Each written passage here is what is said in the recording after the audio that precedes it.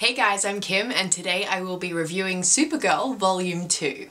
Now while this volume wasn't as super action-packed as the first volume was, we got a lot of character and plot progression, which was, I think, really needed after the first sort of big bang of the first volume that we got. In some ways, this volume can be seen a little better than the first one, just because the story is a little stronger. We get a few more villains coming in, and we just get to learn a lot more about Supergirl, like why she was sent to Earth, what happened with her father Zor-El, and ultimately what happened to Krypton as well. Now, one of the first characters we get introduced to in this volume is someone called Siobhan Smythe. Now, Siobhan is a character who comes into this series as an Irish immigrant. She comes to live in New York, but she connects with Kara straight after Kara's defeated these world killers in New York and created all this havoc and chaos.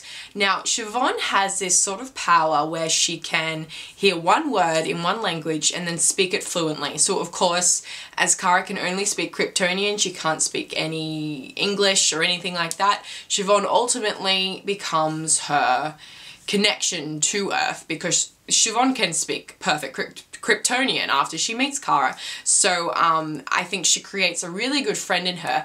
And later we find out that Siobhan has been running from her father, aka Black Banshee, which means Siobhan is Silver Banshee.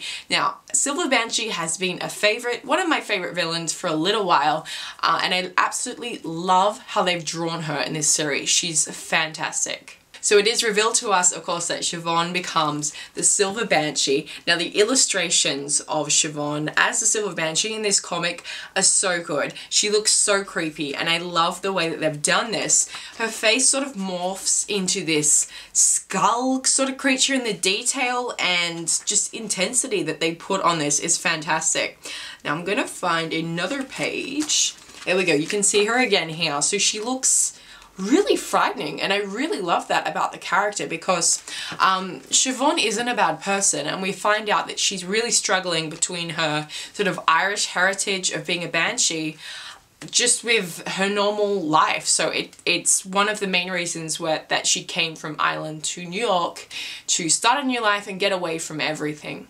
Now, after the destruction of New York, because Kara was fighting the world killers, all of the city is out looking for Kara, and Kara stays with Siobhan in order to hide from all these people, and of course she's the best link she can have because she speaks Kryptonian. Now, I really, really love Siobhan's character. She's one of my favorites in this comic. She's just they use like the typical Irish slang when they're writing her dialogue in the comic. And I love that she's struggling with this dark side, yet she's got all this humor that she places in front of it. So she makes her quite an interesting and fun character. So I really love that they've put the Silver Banshee in Supergirl because I think she works perfectly in this comic along with Kara. Now, we also get a huge plot progression of why Kara was sent to Earth. We get this huge story arc about Zor-El sending Kara to planet Earth because he knows Krypton's going to be destroyed. He's having this fight at the moment with his brother Jor-El, who is Superman's father. They're not speaking to each other, but they both know that that Krypton is going to be destroyed. So of course they both come up with the same idea to ship their children off to somewhere else in order to preserve their family line, and of course they love their children, they want them to survive. So we get this huge heartbreaking story arc between Zor-El sending off Kara, not telling his wife anything about it because he thinks that she'll try to stop him, which she does. And yeah, it was a huge heartbreaking arc for me, and it was very teary for me.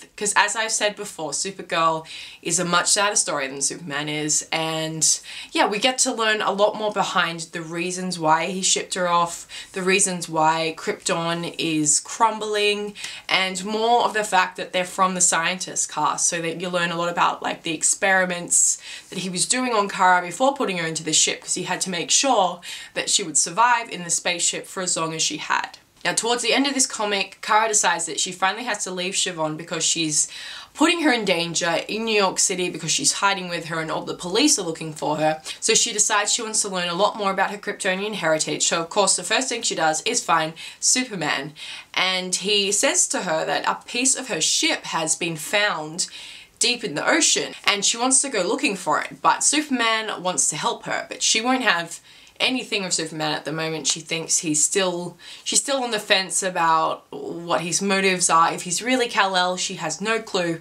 So she decides that she wants to look for it herself. So Kara goes looking for this piece of the ship that Superman's told her is under the ocean, flies down there and finds out that she also has some sort of Fortress of Solitude that Zor-El has created for her.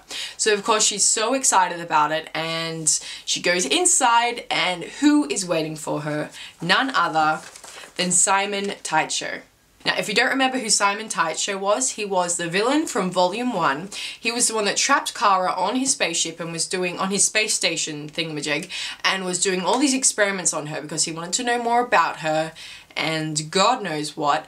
So she finally got free of the spaceship and thought that she'd killed everyone on there, but little did she know his minions were crafting him together into some sort of super soldier, inside out looking creepy thing that can't die. So he's found her piece of the spaceship as well, is inside her Fortress of Solitude, and it ends on that cliffhanger.